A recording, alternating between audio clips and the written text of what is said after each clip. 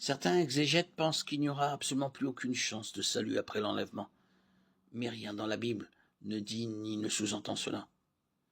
Beaucoup de personnes viendront à Christ pendant la tribulation. Les 144 000 témoins, Apocalypse 7,4, sont des croyants juifs.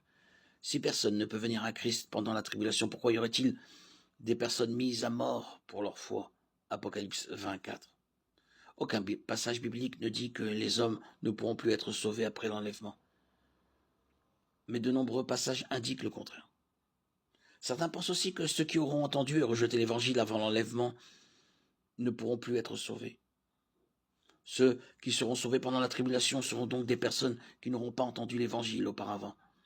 Les partisans de cette théorie se basent sur 2 Thessaloniciens 2, 9, 11 qui dit que l'Antéchrist accomplira des miracles pour tromper ceux qui périssent et que Dieu lui-même leur envoie une puissance d'égarement pour qu'ils demeurent dans l'incroyance, parce qu'ils n'ont pas accueilli l'amour de la vérité pour être sauvés.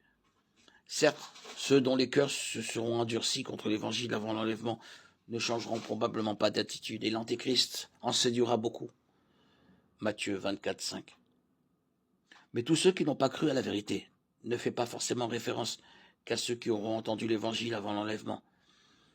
Il pourrait s'agir de tous ceux qui rejettent le salut de Dieu à tout moment. Cette théorie n'a donc pas de fondement biblique clair. Apocalypse 6, 9, 11 parle de ceux qui ont été martyrisés pendant la tribulation, à cause de la parole de Dieu, à cause du témoignage qu'ils avaient rendu. Ces martyrs interpréteront correctement ce qu'ils verront pendant la tribulation, croiront en l'évangile et appelleront les autres à également se repentir et croire. L'Antéchrist et ses disciples ne toléreront pas leur activité d'évangélisation et les tueront. Il s'agit d'hommes qui vivaient déjà avant l'enlèvement, mais qui n'auront cru qu'après. Il sera donc possible de mettre sa foi en Christ après l'enlèvement.